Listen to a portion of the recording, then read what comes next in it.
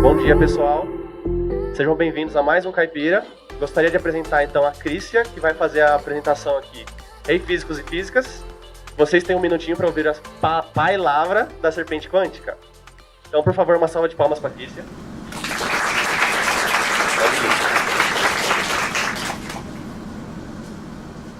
Obrigada. Pessoal, bom dia a todos. Espero que todo mundo esteja suficientemente acordado, né? Para ouvir um pouco sobre esse assunto que é mecânica quântica e computação. Que é um assunto bom. Espero que vocês vão acordar ao longo da minha palestra, porque é um tema polêmico, né? Só para saber, quem daqui é físico? Ou está cursando graduação em física, é formado em física? Legal. Quem aqui é de alguma área de exatas que viu alguma coisa de física? Quem daqui é de humanas? Quem aqui gosta de esoterismo? Então, que mecânica quântica, né, é um tema bastante polêmico, porque muitas vezes as pessoas acabam confundindo, né? A gente tem aí, por exemplo, gente ganhando dinheiro com o tal do tarô quântico, né?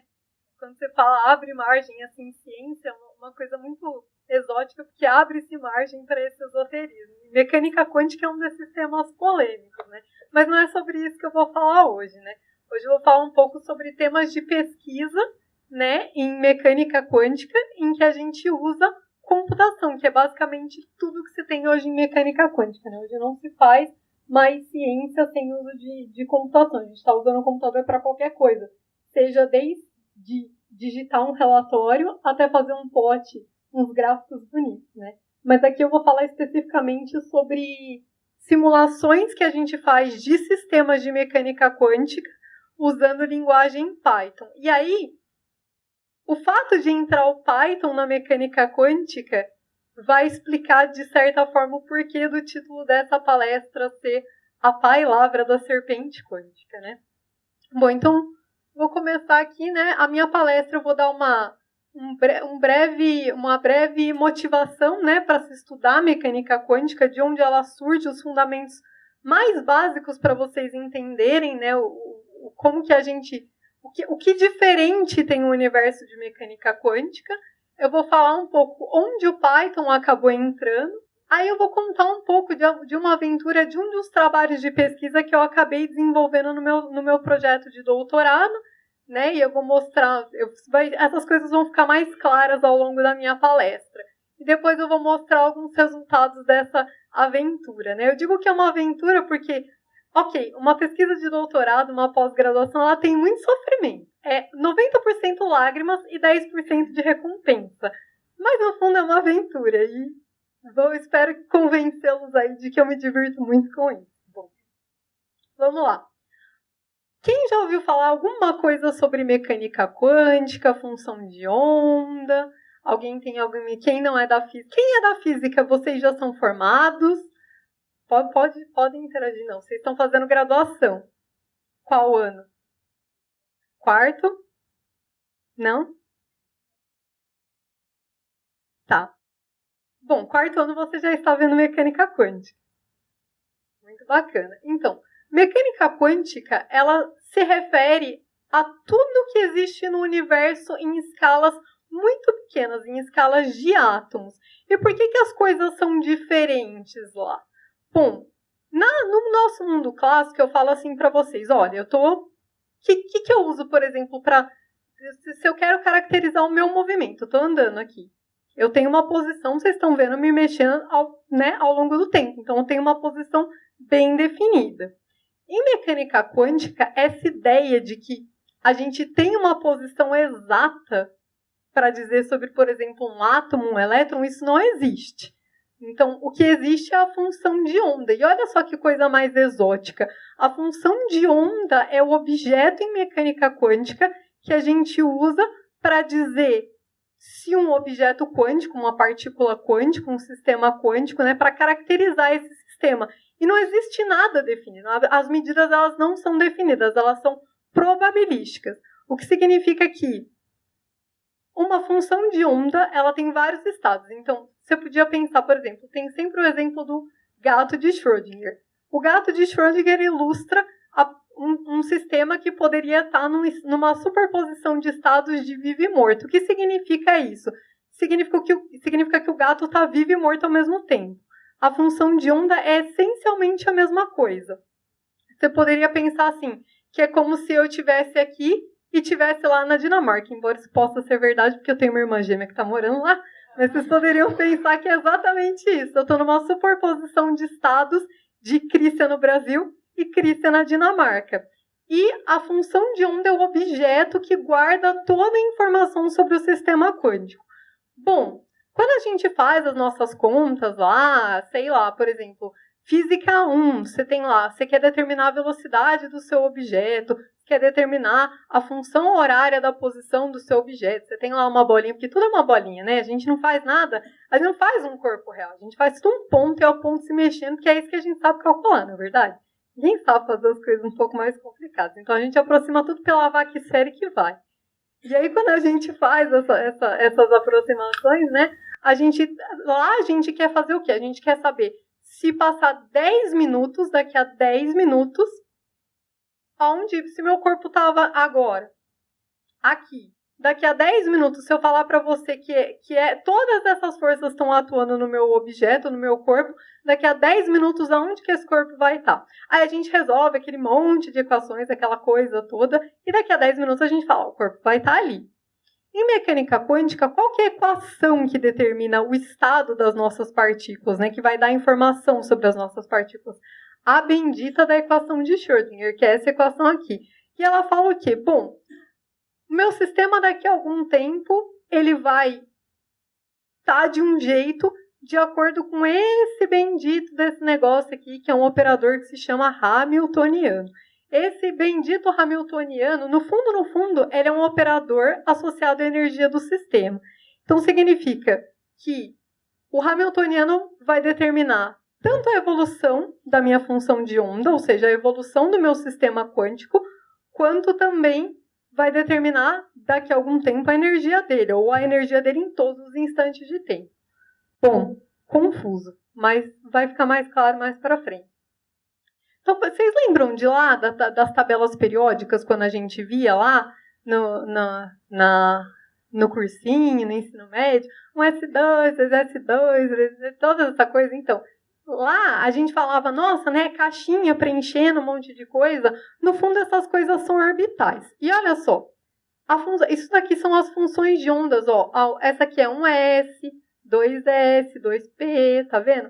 Isso daqui, ó, para dar uma ideia de como que essa ideia de probabilidade, dizer que um átomo está na função de onda, com uma função de onda 1S, significa que, por exemplo, um elétron, se ele está na 1S, significa que ele pode estar em qualquer lugar aqui, ele pode estar em qualquer lugar aqui, ele pode estar em qualquer lugar aqui. Existem probabilidades de achar ele nesses blobs aqui, mas eu nunca vou saber a posição exata dele. Então, essa é a ideia, né? Por que mecânica quântica mudou toda a nossa ideia, né?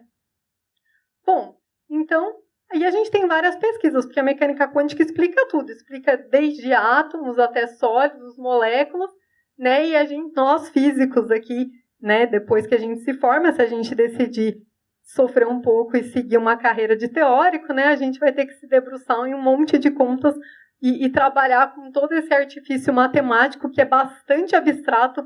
Acho que a maioria de vocês entendeu porcaria nenhuma do que eu falei, mas tudo bem. A figura é bonitinha, isso que importa. Enfim, e aí, isso é muito bacana. E quais as áreas a gente tem? Porque mecânica quântica é uma coisa muito geral. Mecânica quântica é o quê? Tudo que acontece nas escalas muito pequenas.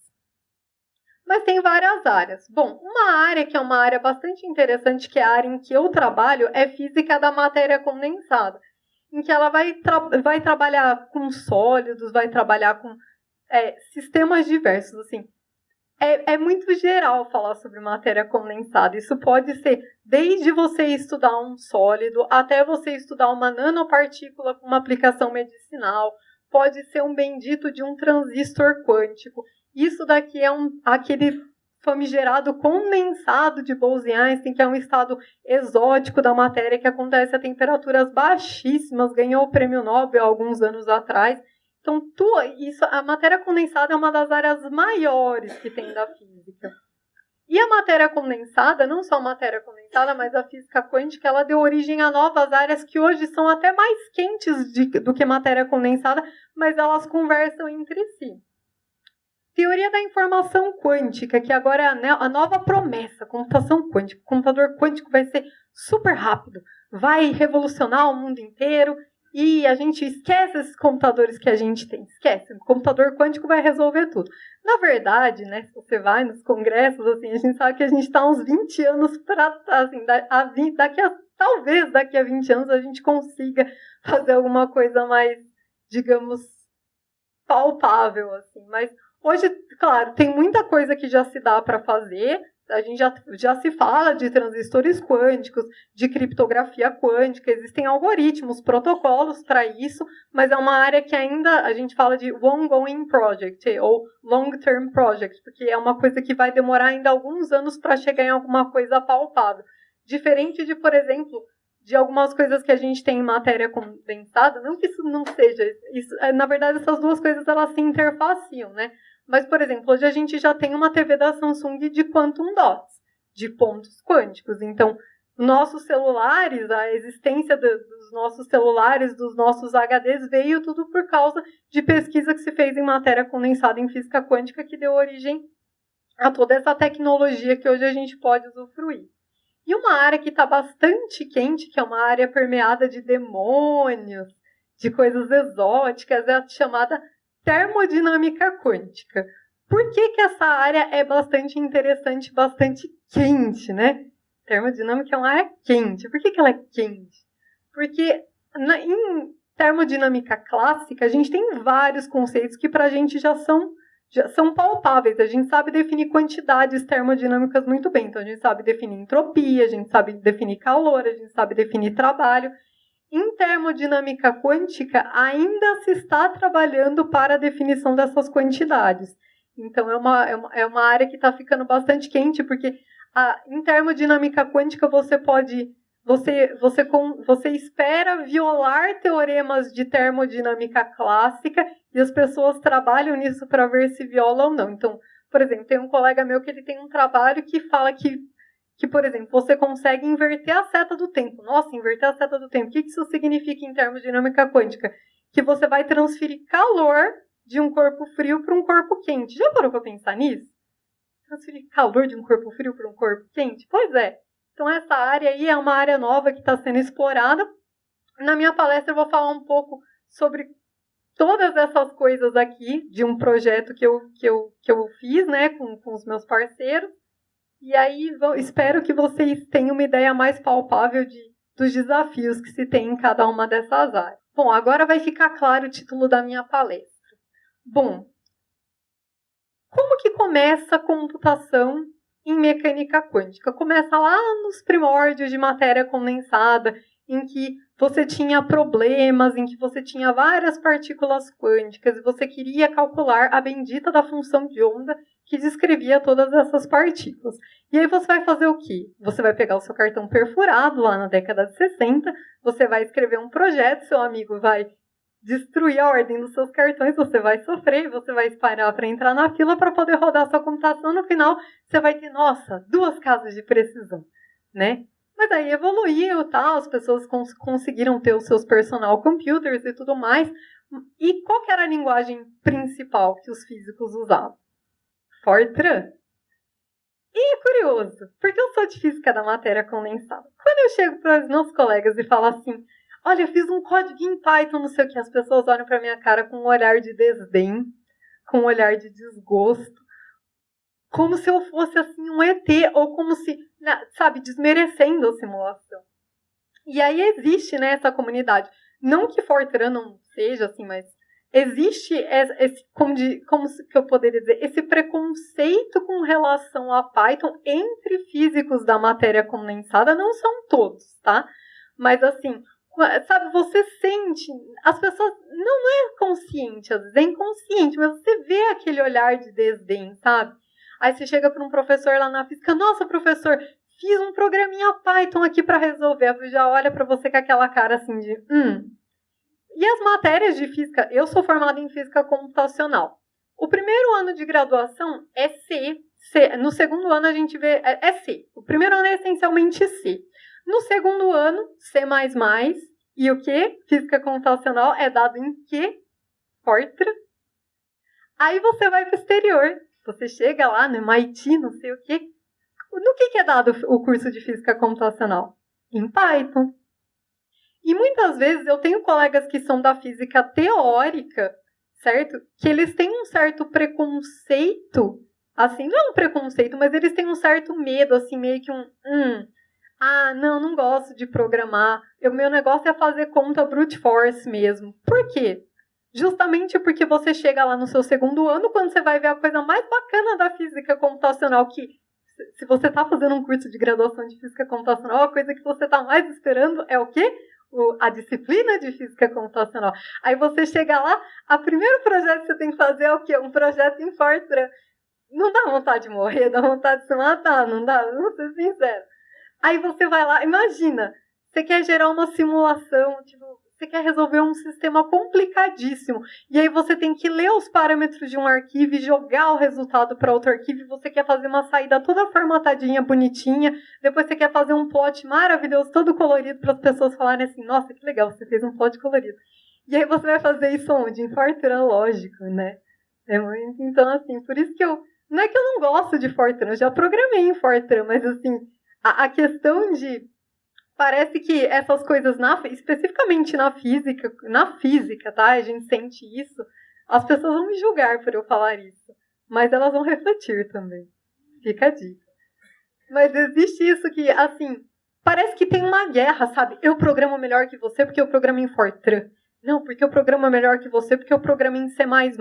E às vezes não é a linguagem que vai fazer seu código ser melhor ou não, é simplesmente a estratégia que você quer. Às vezes você quer fazer uma coisa mais simples, sabe? Se você tem uma linguagem que é muito mais acessível que nem o Python, você está muito feliz.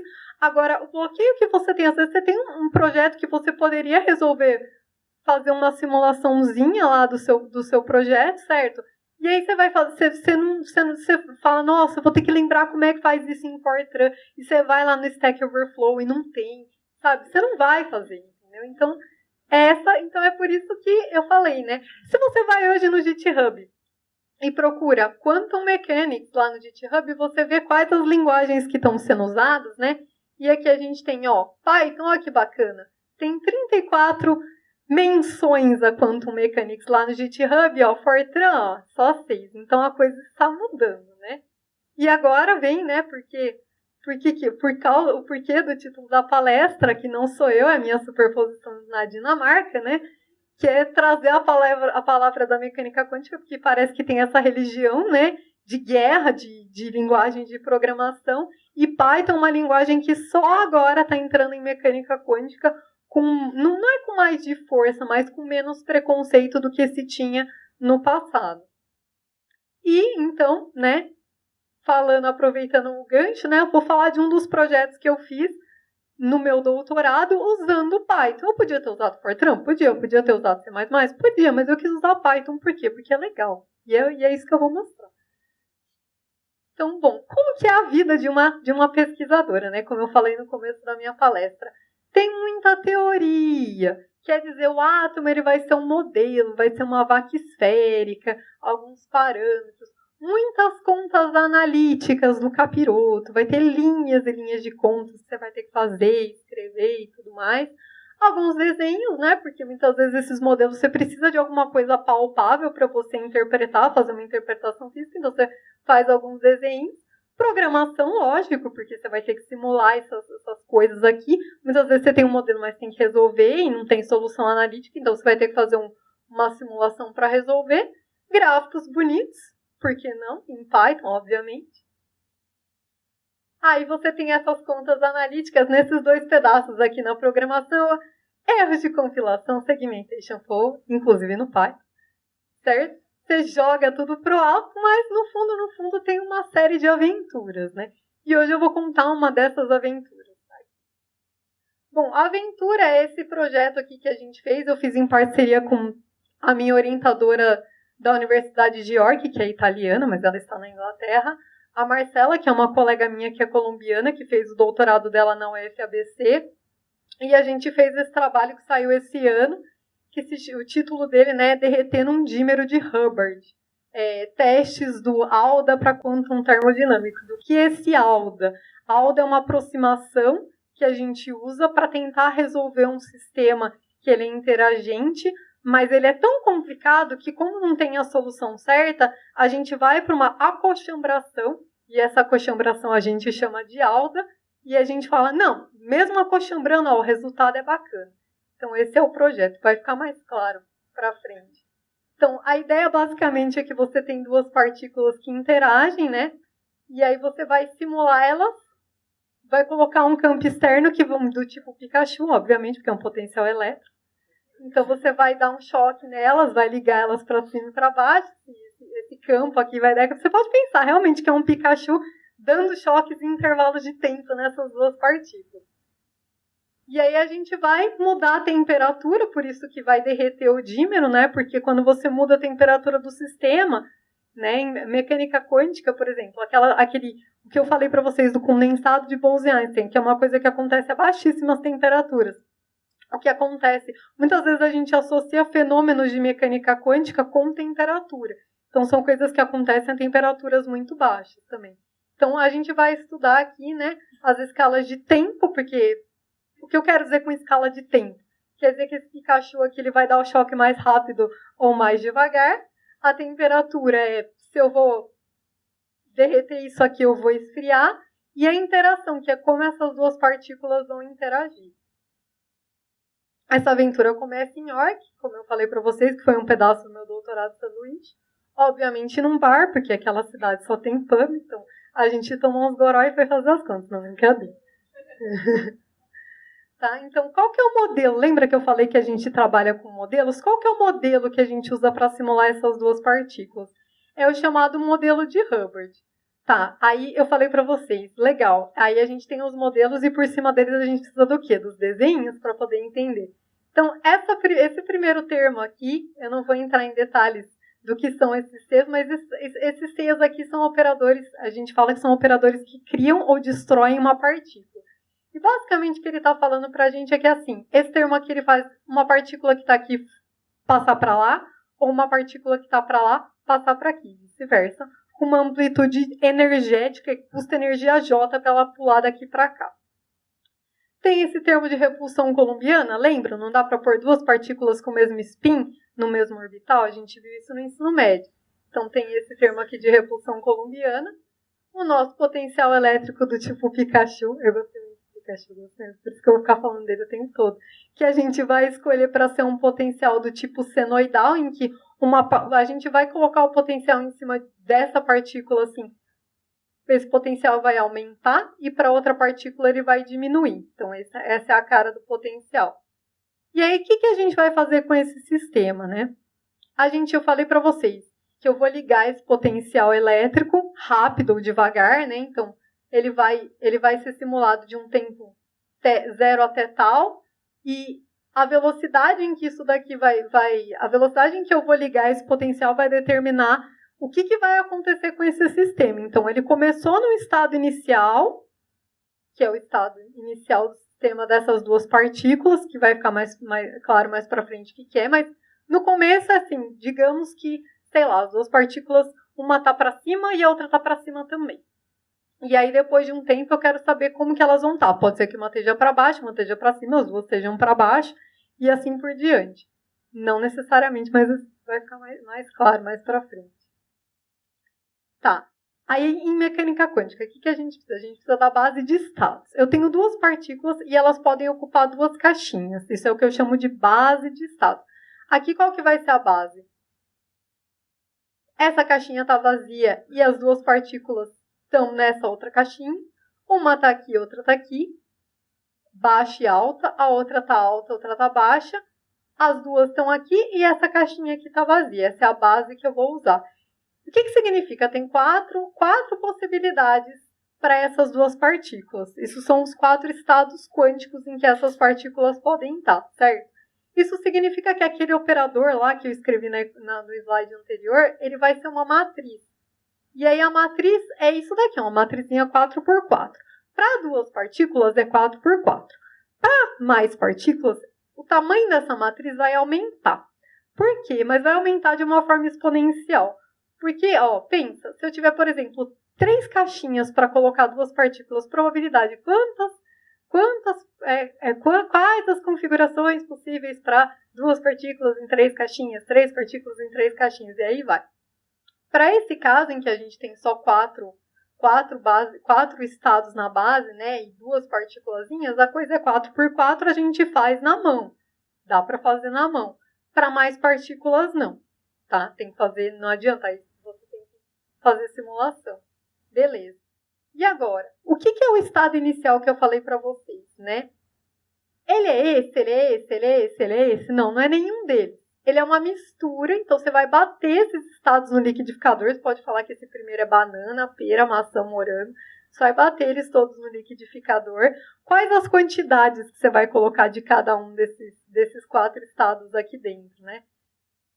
Não sei, depende da receita da sua avó para vitamina. Aí você podia pensar na receita da sua avó como sendo a temperatura. Então, a temperatura vai dizer para você quanto que vai ter de cada uma da banana, maçã, morango e assim por diante. Aí, o que a gente vai fazer? A gente vai, então, ligar o nosso potencial elétrico, né? E ver, se eu comecei com esse estado aqui, o que vai acontecer depois de um tempo, né? Então, a gente vai calcular essa evolução temporal. Como eu falei, volta aqui. Como eu falei aqui, esse caso aqui que é 2x2, que foi no artigo que a gente fez, né? Ele dá para resolver, ele tem uma solução analítica que, digamos que é palpável, porque essa matriz é 4x4. Aí, nessa versão do artigo que tá, a gente usou o Wolfram, né? A Marcela, que é a primeira autora do artigo, usou o Wolfram.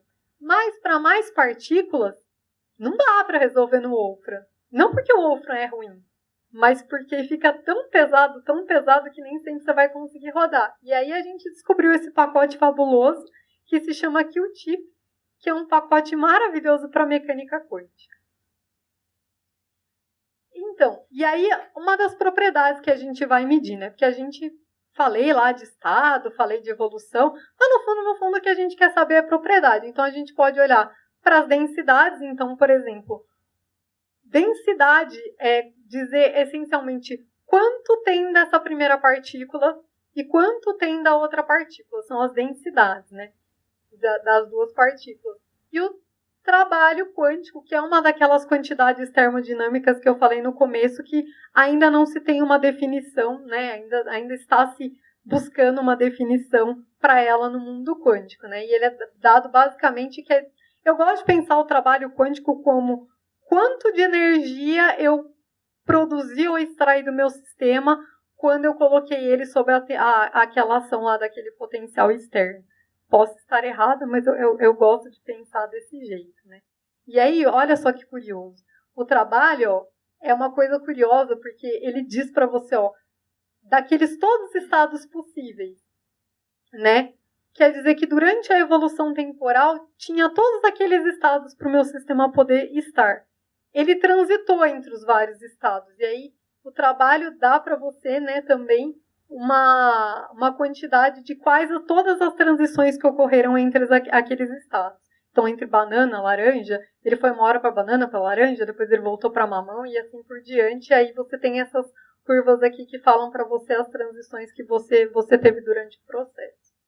Bom, e agora o Q-Tip ele dá para a gente várias ferramentas, né, para simulações de sistemas quânticos, e em particular o que eu queria, né, que é a simulação de sistemas que estão evoluindo no tempo. Então é isso que a gente vai usar. Ele tem uma interface extremamente amigável, como tudo em Python, então não estou falando nenhuma novidade, né?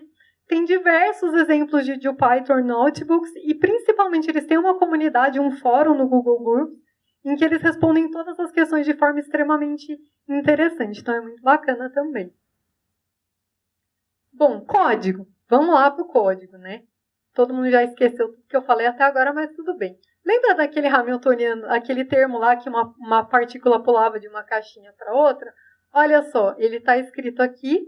Lembra daquele termo de repulsão colombiana? Ele está escrito aqui né? E aquele Hamiltoniano livre, sem o potencial do tipo Pikachu, e vocês vão lembrar só do potencial Pikachu da minha palestra inteira, ele está aqui, né? Está codificado.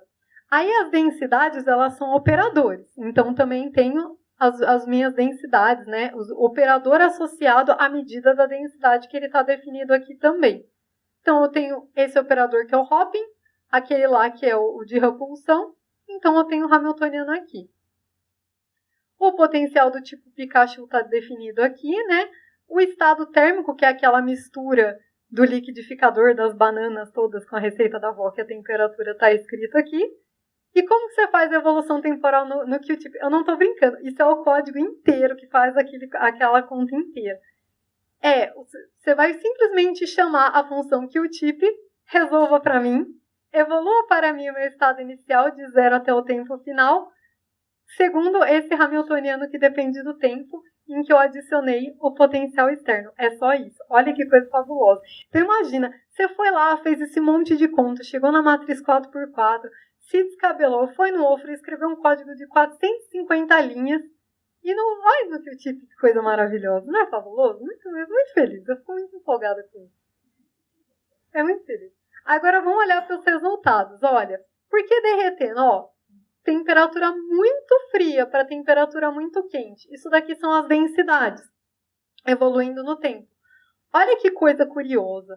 Quando o sistema está gelado, né, isso aqui está 0 de temperatura. Ele está no estado fundamental. Ok, não vai chegar a temperatura 0, mas no laboratório, tá?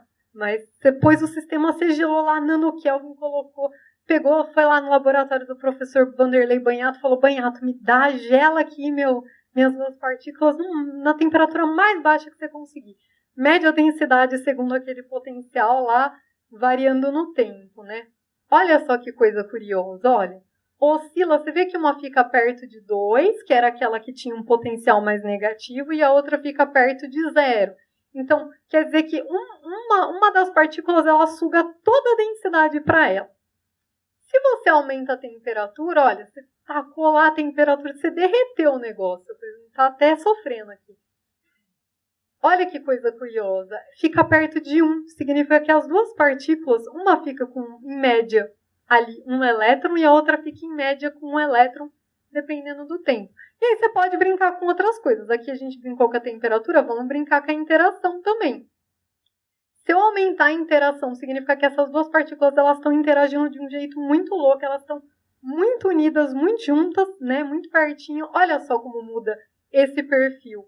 Mas independente disso, ó, quando você aumenta muito a temperatura, elas ainda continuam ficando com uma densidade próxima ali de 1. Quer dizer que, em média, uma partícula está com um elétron e a outra está com um elétron. Estranho, né? Falar que uma partícula está com um elétron, a outra está com um elétron, ou está com 1,4 elétrons. Pois é, mecânica quântica permite essas coisas. Bom, e aí uma das coisas que a gente olhou foi o trabalho lá. O trabalho que é quanto de energia, né? Em função do tempo e em função de como essas partículas estão interagindo. E, de novo, né? No sistema frio ou no quente, as coisas mudam bastante. Essa linha aqui, ela separa para a gente a escala de tempo de uma forma em que, quer dizer que aqui eu estou ligando aquele potencial Pikachu de um jeito alucinado, assim. Ele soltou o raio, ligou lá o sistema para mim. E aqui não, ele está relaxado, você deu um Rivotril para ele, aí ele foi lá e se ligou bem, tem um choque assim, bem que a gente chama de adiabática, a nomenclatura que a gente usa para falar que essa coisa foi liberada de uma forma mais devagar, né? E é essa linha que separa os dois. E aí você vê que se você está a temperatura abaixo ou a temperatura quente, olha como muda. Bom, aí aqui é a aproximação, né? E essa é a diferença entre a nossa aproximação que a gente usou e o cálculo exato, né? Que esse sistema ainda permite que você faça o cálculo exato. E a gente vê que quando aumenta a temperatura, quanto mais azul, menor o erro, quanto mais amarelo, maior o erro. Então, de novo, quanto maior a temperatura, melhor o sistema, melhor a aproximação, né? E, bom, não vou entrar em detalhes sobre a aproximação, porque a gente não tem mais tempo, mas é só para dar um overview para vocês de coisas muito bacanas que dá para se fazer em Python, coisas muito bacanas que dá para se fazer em pesquisa, né? E olha só, esses gráficos também não são maravilhosos. Vocês podem não ter entendido nada, mas fala para mim se esse gráfico não é bonito. Não é? Então, foi feito em Python, olha só que felicidade. Eu sou muito empolgada com Python. Enfim, queria agradecer pela atenção, pelas paçoquinhas, que eu ainda não comi, mas eu comi no coffee break. E estou aberta aí para perguntas. Quem tiver perguntas, dúvidas, sugestões. Existe alguma dificuldade técnica real, alguma coisa que faça essa comunidade ter o preconceito contra o Python e estar a favor do Fortran? Ou é simplesmente uma coisa que eles desconhecem e acaba, desprezando? Em geral, os professores de física da matéria condensada, eles são mais antigos. E eles, como eles começaram a programar numa época em que você tinha essencialmente Fortran para programar, é o que está mais fácil para eles, porque eles estão usando isso, sei lá, há 40 anos. Aí, quando chegam os alunos novos, né, os alunos novos, eles vão, para ter maior acesso às próprias pesquisas do orientador, eles vão acabar meio que querendo trabalhar com Fortran também. Não é tanto um preconceito, assim, depende muito, certo? Depende das comunidades, mas assim, eu vejo, por exemplo, os meus colaboradores que são mais velhos, em geral eles programam em Fortran. Até a minha orientadora de York, eu comecei a ensinar ela a usar Python e ela começou a gostar muito, sabe? Então vai muito da pessoa. Não é todo mundo, quando eu falo assim, não é todo mundo, mas, por exemplo, você pega os códigos mais parrudos de uma outra área de pesquisa que eu trabalho, que é a teoria do funcional densidade, tudo é em Fortran, é tudo em Fortran. E assim, você quer fazer qualquer coisa diferente do feijão com arroz, assim, você se lascou. Porque ou você sabe Fortran, ou você não faz aquilo, sabe?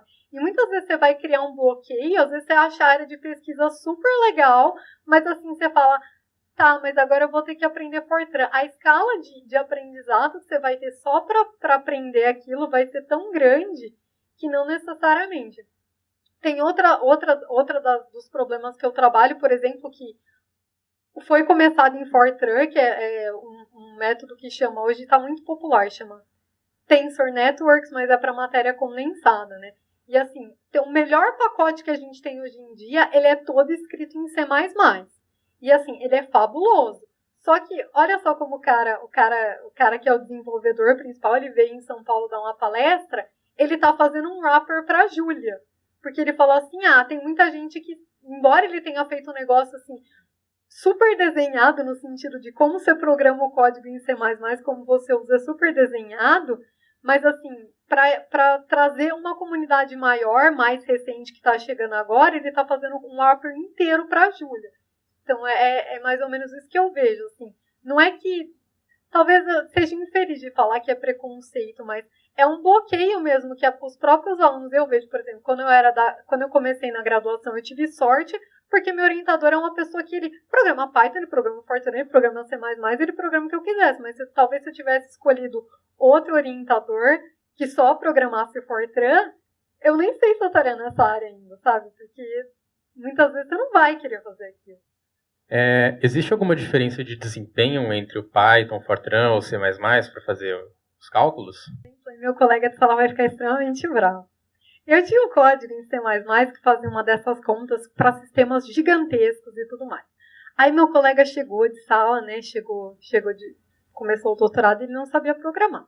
E meu orientador pediu para ele fazer o mesmo código. E eu não sabia programar. Eu falei, lógico, você vai começar no Python, né? Que é a coisa mais acessível. Ele foi lá, fez o código, conseguiu fazer o código, fez o código inteiro do zero em Python. E aí, olha só o que ele fazia. Assim, o meu código, ele era em C++, ele tinha toda uma parte de estrutura de dados. Então não tinha como fluir, dado, não tinha nenhuma operação que fluísse dado de uma operação custosa ali no meu código. E aí, o que esse meu colega fez? Ele não sabia classes, né? Era recente como programador. Então ele abria, ele salvava, tinha vários passos da simulação. Em vez de salvar tudo dentro de uma estrutura, ele jogava tudo para um arquivo e lia do arquivo.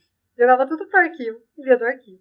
Aí o que aconteceu? Aí ele, nossa, eu vou programar tudo em C++, porque esse Python é muito lerdo. Aí eu falei assim, acho que essa estratégia de programação não foi a melhor, não é mesmo, queridinho? ele nunca refez o código usando classes, mas assim, eu vejo assim, se você souber o que você está fazendo dentro do Python, tem o Cython, tem várias bibliotecas que são extremamente utilizadas e que elas são todas implementadas, as funções básicas delas, por exemplo, de diagonalização, elas são todas do Fortran. Então, se você souber fazer o que você está, se souber realmente fazer as coisas em Python, o desempenho vai ser comparável. Eu tenho esses códigos que eu tenho o mesmo código escrito em C++ e em Python, e assim, a diferença é, em C++ eu gasto 3 horas para escrever, em Python eu demoro 3 minutos para escrever, e aí o negócio no Python roda em 3 minutos, e o negócio no C++ roda em 2 minutos. Então, aí depende muito do sistema, depende da aplicação, depende de como você programou, mas assim, se você sabe o que você está fazendo e sabe as otimizações. Só um comentário para complementar isso. Então, talvez um bom código Fortran possa ser mais rápido do que Python, porque está mais baixo nível e tal, mas escrever um bom código Fortran é muito mais complicado, ele toma muito mais tempo do programador. Então, quando você soma o tempo do programador com o tempo da computação, possivelmente não é vantajoso. Você vai ter no máximo um fator 2 de ganho, né? Você escrevendo em Fortran, não é grande coisa também. Bom, então eu queria agradecer a presença da Crícia, tá? E eu tenho aqui um pequeno brinde para ela. Então, muito obrigado, Crícia, pela sua palestra. E, por favor.